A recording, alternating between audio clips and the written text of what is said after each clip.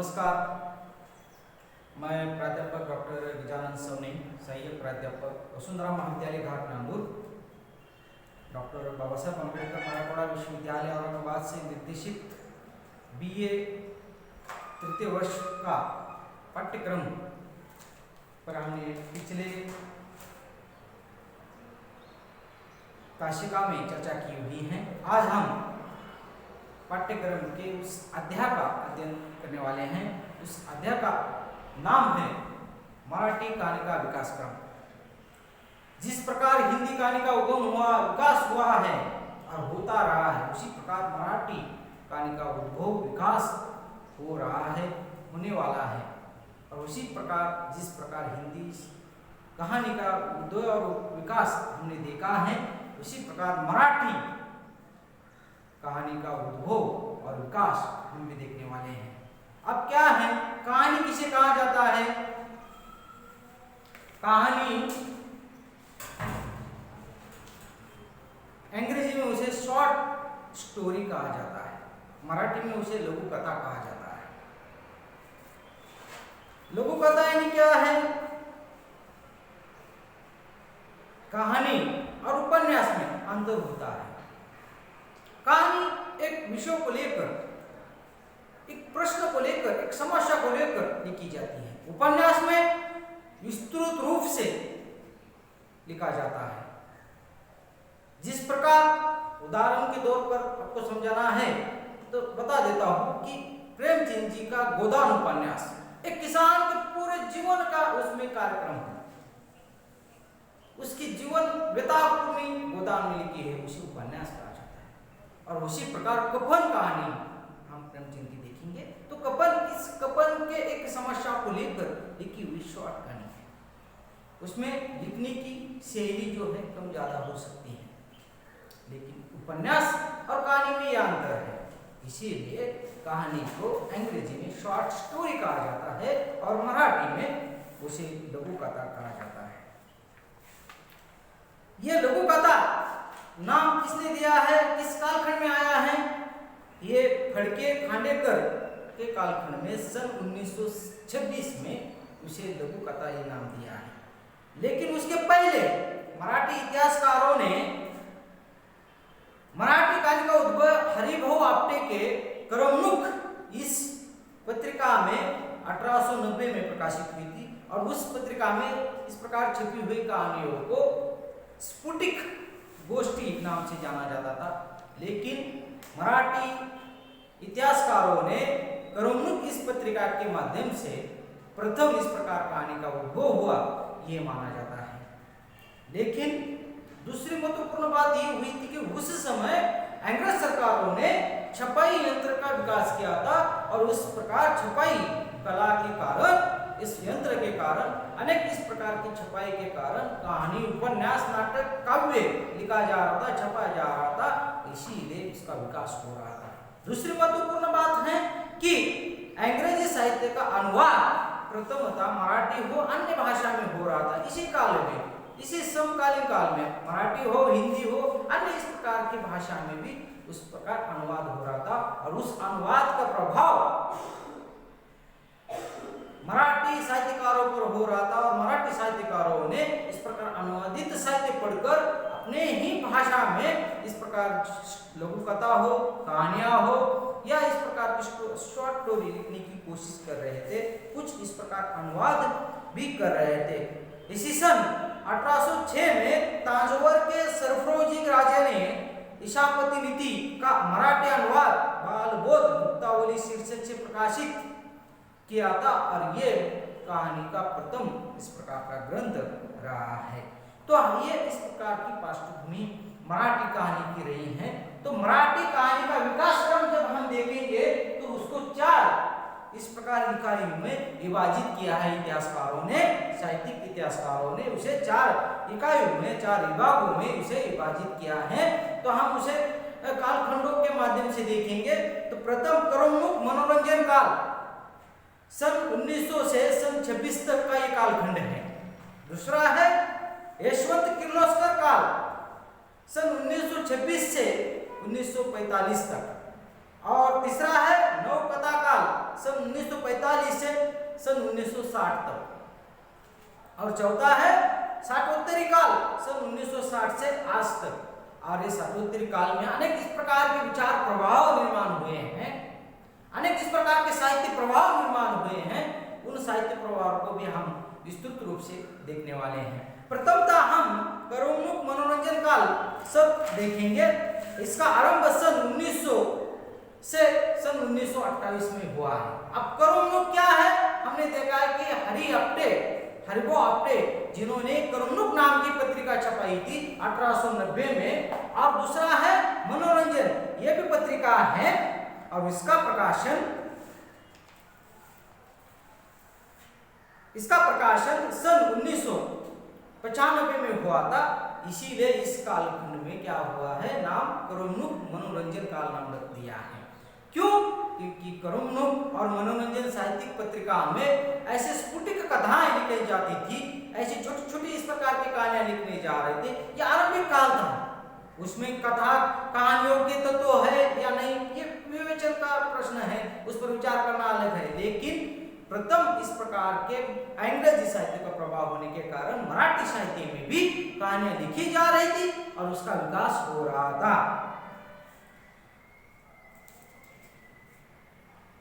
हरिभो आपटे जिने उपकाराची फेड उपकाराने काळ तर मोठा घटीन आला, थोड्या चुकीचा घोर परिणाम आदि कहानियां चर्चित रही हैं। हरिभो आपटे ने मराठी कहानी साहित्य का बीजारोपण किया है। सच में हरिभो आपटे ने ही इस प्रकार मराठी कहानी का आरंभ किया हुआ हमें दिखाई देता है। इनके काल में अनेक इस प्रकार के साहित्यकार निर्माण हुए हैं, जिसमें सहकारी कृष्ण, नारायण हरि आपटे, श्रीपुरु के गोखले, सरस्वती कुमार, बागभट्ट, नारायण देशपांडे आदि इस प्रकार के उल्लेखनीय लेखक है। और उसी समय कुछ महिला लेखिका भी मराठी साहित्य में कहानियां लिखी हुई हमें दिखाई देती हैं, जिसमें है सुहासिनी, काशीबाई कानिटकर, गिरजाबाई केळकर तथा आनंदीबाई शिर्के। इनके भी कहानियां विशेष रूप से चर्चित रही हुई हमें दिखाई देती है। महत्वपूर्ण यह है, मेरा कहना है कि ये मराठी कहानी का विकास क्रम जब हम देख रहे थे, जो इस प्रकार विभागों का, कालखंडों का जो विभाजन किया है, ये विभाजन एक व्यक्ति के न करके एक इस प्रकार साहित्यिक पत्रिका को मद्देनजर रखकर उन्होंने इस कालखंड का विभाजन किया हुआ हमें दिखाई दे रहा है। दूसरा है यशवंत किर्लोस्कर कालखंड। यशवंत किर्लोस्कर ये दोनों पत्रिकाएं हैं, इसका नामकरण भी इसी कारण हुआ हमें दिखाई देता है। यह यशवंत किर्लोस्कर कालखंड किस प्रकार का है? सन 1926 से सन 1945 में। यह मराठी कहानियों का उत्कृष्ट काल कहा जाता है। क्यों कहा जाता है?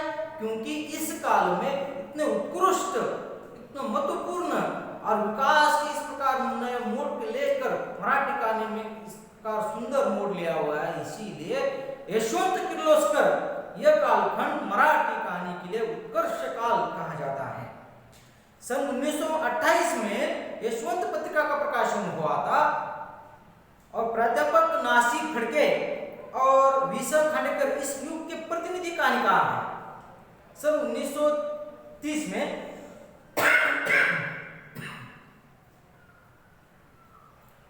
वी.स. खांडेकर ने, विष्णु सखाराम खांडेकर जी ने लिखने का आरंभ किया था। और 1940 तक का ये जो कालखंड है 10 साल का, सन 1930 से सन 1940 तक का कालखंड, ये भी वी.स. खांडेकर का कालखंड कहा जाता है। वी.स. खांडेकर की कहानियां बहुत ही सुंदर इस प्रकार के खंड है। उनकी शैली, उनकी लिखने की पद्धत, उनकी भाषा शैली और अचूक इस प्रकार से समस्या को सुलझाने का कहानियों के माध्यम से इस प्रकार उन्होंने प्रकाशन किया है, लिखन सृजन किया हुआ हमें दिखाई देता है नासी फड़के और वी.स. खांडेकर जी ने।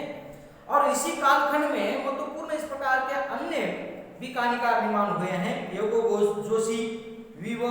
गोखीर, द.र. कवटेकर, प्राध्यापक अनंत कानेटकर,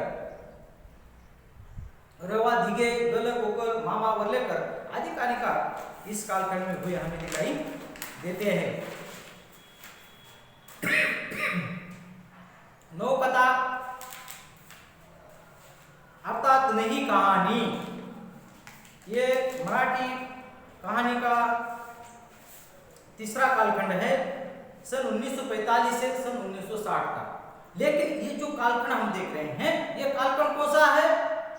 ये दूसरे विश्व महाविद्यालय का कालखंड है। इस समय पूरे विश्व पर इस प्रकार अंधकार आया हुआ है, लोगों की इच्छाओं का, अपशों का इस प्रकार का महाभंग हुआ हमें दिखाई देता है। और इसी कालखंड में मराठी कहानी में अलग इस प्रकार की जनता का मनोबल देने का कहानियां लिखी हुई हमें दिखाई देती है। ये दो विश्व का मानव का मन को भीतर झकझोर करने वाला इस प्रकार का साहित्य लिखा हुआ है। और इस कालखंड में वामन चोरगड़े, कुसुमावती देशपांडे ने नई कहानी की जमीन तैयार की और अरविंद गोखले और गंगाधर गाडगीळ ने सहारे मराठी कहानी साहित्य के लिए नए परिणामों को सजाया हुआ हमें दिखाई देता है। सन 1945 में साहित्य का प्रकाशन शुरू हुआ और यह पत्रिका विशुद्ध इस प्रकार की साहित्यिक पत्रिका रही हुई हमें दिखाई देती है। वामन चोरगड़े हो, कुसुमावती देशपांडे, इनका कहानियां हमें आगे पाठ्यक्रम में रखे हुए हमें देखना है। लेकिन इन्होंने नई बोध, नई कथा, नई कहानी का विकास करने की कोशिश की हुई हमें दिखाई देती है। दूसरी महत्वपूर्ण बात है कि भारत में चल रहा आजादी का आंदोलन, महात्मा गांधी का इस प्रकार का नेतृत्व हो या कम्युनिस्ट पार्टी का इस प्रकार का भारत में आगमन हो, इसका भी प्रभाव मराठी कहानी में पर भी रहा दिखाई देता है हमें। लेकिन नए विचारों को, नए प्रतिमानों को लेकर ये नव कथा अर्थात नई कहानी लिखी हुई हमें दिखाई देती हैं। और इसी के साथ अंतिम है साठोत्तरी समकालीन कहानी। इसका कालखंड है सन 1960 से आज तक, सन 1960 तक, 60 से आज तक। और ये सन 1960 का काल यानी आजादी के बाद का काल, जो भारतीयों ने अपेक्षा की थी कि भारत आजाद होने के बाद क्या क्या प्रगति हो सकती है, क्या क्या विकास हो सकता है मानव का हो और इस प्रकार देश का। लेकिन कुछ अपेक्षा मोहभंग इस प्रकार हुआ हमें दिखाई देता है। इसी समस्या को लेकर मराठी साहित्य में, हिंदी साहित्य में भी अनेक साहित्यकारों ने अपनी लेखनी के माध्यम से इन राजनीतिक, सामाजिक, आर्थिक अनेक इस प्रकार की परिस्थितियों को मद्देनजर रखकर सृजन करने का काम अपने उपन्यास साहित्य हो या कहानी साहित्य हो किया है। लेकिन जब हम मराठी कहानी का विकास क्रम देखते हैं तो साठोत्तरी मराठी कहानी के विकास क्रम में देखते समय हमें इस प्रकार के अनेक विचारधाराएं दिखाई देती हैं, अनेक प्रभाव दिखाई देते हैं, अनेक विमर्श दिखाई देते हैं। उस विमर्शों में बांटी हुई कहानियां हमें दिखाई देती हैं। प्रथम इस प्रकार का एक विमर्श निर्माण हुआ था ग्रामीण कहानियां। ये कहानियां किस प्रकार की थी? ग्रामीण एक आंचल को लेकर, गांव को लेकर कहानियां लिखी जा रही थी। गांव में चल रही अनेक इस प्रकार की परंपरा हो, रूढ़ी परंपरा हो, प्रथा हो, गांव की इस प्रकार के अनेक इस प्रकार की जो प्रथा है, गांव की इस प्रकार के 12 बलूतेदार की जो प्रथा है, उन पर लिखी हुई कहानियां लिखी जा रही थी। अनेक इस प्रकार की ग्रामीण कहानियां लिखी जा रही थी। उसमें महत्वपूर्ण लेखक थे आनंद यादव, सका कलाल, रारा बोराडे, अनंत पाटिल, भास्कर चंदनशिव, नागनाथ कोत्तापल्ले आदि ने ग्रामीण कहानियों को नया मोड़ दिया हमें दिखा है। लेकिन दमा मिरासदार ने ग्रामीण जीवन को हास्य व्यंग्य रूप से चित्रित किया है। हास्य व्यंग्य नहीं, अनेक इस प्रकार के गांवों में जाति धर्म के लोग रहते हैं, लेकिन उन जाति धर्म के लोगों को एक विशेष प्रकार की जाति से बोली जाता था और उन पर इस प्रकार की नहीं, इस प्रकार मुहावरे हो, विभक्ति हो, उस पर प्रसिद्ध रहती थी। और वो उक्ति करने के बाद अन्य जाति के लोग उस व्यक्ति पर हंसते थे, या कभी बोलने की ढंग अलग हो जाती है ग्रामीण लोगों की। उन ढंगों को, उन शैलियों को इस प्रकार दमा मिरासदार ने अपने साहित्य में रेखांकित करने की कोशिश की हुई हमें दिखाई देती है। दूसरी बात है कि हम आज इस अध्याय में देखने वाले हैं ग्रामीण कथाकार है तो नागनाथ कोत्तापल्ले की जानवर कहानी हो या इस प्रकार भास्कर चंद्रशिव की लाल कीचड़, हम इस प्रकार की कहानी देखने वाले हैं। लाल कीचड़ बहुत ही सुंदर इस प्रकार किसानों की कहानी लिखी हुई है कि एक टमाटर के भाव गिरने से किसान का क्या नुकसान होता है, किस प्रकार की परेशानी हो जाती है, वो कितना मेहनत करके टमाटर की फसल को लाता है, लेकिन बाजार में चला जाने के बाद उसे पता चलता है कि मेरा टमाटर की कीमत क्या है, और टमाटर का जो फसल है उसका उत्पन्न सबसे ज्यादा होने के कारण ये टमाटर के भाव दर जो है इस प्रकार गिर गए हैं। तो इसकी स्थिति क्या होती है, उसका पूरा चित्रण इस प्रकार भास्कर चंद्रचूड़ ने अपने लाल कीचड़ इस कहानी में लिखा हुआ हमें दिखाई। तो ऐसी ग्रामीण कहानियां लिखने की कोशिश यहाँ पर इस शाकोत्तरी कहानियों में ग्रामीण इस प्रकार के विचार विमर्श में की हमें दिखाई देते हैं। दूसरी है दलित कहानियां। डॉक्टर बाबा साहब आम्बेडकर के विचारों से प्रेरित होकर दलित, पिछड़े हुए, शोषित, अन्य ग्रस्त इस प्रकार के जनता थी, उन्होंने अपने अस्मिता को और अधिकारों के लिए बड़ा संघर्ष खड़ा किया। कोई इस प्रकार रास्ते पर आकर, कोई इस प्रकार सड़क पर आकर, कोई इस प्रकार साहित्य के माध्यम से, और जो साहित्य के माध्यम से आया हुआ था उसका साहित्य जो निर्माण हुआ है उसे दलित साहित्य कहा जाता है। लेकिन उनकी प्रेरणा स्थान डॉक्टर बाबा साहब आम्बेडकर और महात्मा फुले रहे हमें दिखाई देते हैं। वैसे अन्य किस प्रकार की साहित्यकार निर्माण हुए, जिस प्रकार अण्णाभाऊ साठे हो, शंकरराव खरात हो, राणा शेंडे हो, बुंदू माधव हो, बाबूराव बागुल हो, केशव मेश्राम हो, योगीराज वाघमारे हो, अमिताभ हो, शरण कुमार लिंबाड़े हो, माधव कुंडवीर हो, आदि इस प्रकार के रचनाकार दलित साहित्यकार में निर्माण हुए हमें दिखाई देते हैं। उनकी कहानियां एक अलग इस प्रकार की संवेदनाओं को व्यक्त करती हैं कि जो शिक्षा से दूर हो, गांव से दूर हो, अनेक इस प्रकार के रूढ़ी परंपरा से दूर है, केवल उनका इस प्रकार जरमार की तरह उपयोग करके छोड़ देना, स्वर्ण जाति इस प्रकार इन दलित जातियों का या दलित या पिछड़े समाज के लोगों का केवल उपयोग करना और उसे फेंक देना, इसी प्रकार की ये लोग थे। लेकिन उन्हें इस प्रकार अपना अस्तित्व निर्माण करने की स्वर्ण इस प्रकार का अवसर डॉक्टर बी.आर. आम्बेडकर ने निर्माण किया, और उनके विचारों से प्रेरित होकर अनेक साहित्यकारों ने अपनी शिक्षा के माध्यम से कहानियां, उपन्यास और आत्मकथा लिखने की कोशिश की हैं। और ऐसे इस साहित्य को, सृजन को दलित साहित्य, दलित विमर्श इस प्रकार का नाम हमें दिखाई दे देता है। तो मराठी कहानियों में भी ऐसी कहानियां शाकोत्तरी काल में लिखी हुई हमें दिखाई देते हैं। अब हम देखेंगे कि आगे चलकर मुस्लिम मराठी साहित्य विमर्श भी मराठी कहानियों में आ गया है, यानी मुस्लिम अल्पसंख्यक विमर्श भी कह सकते हैं। हिंदी में उसे अल्पसंख्यक विमर्श कहा जाता है, मराठी में उसे मुस्लिम मराठी साहित्य विमर्श कहा जा रहा है।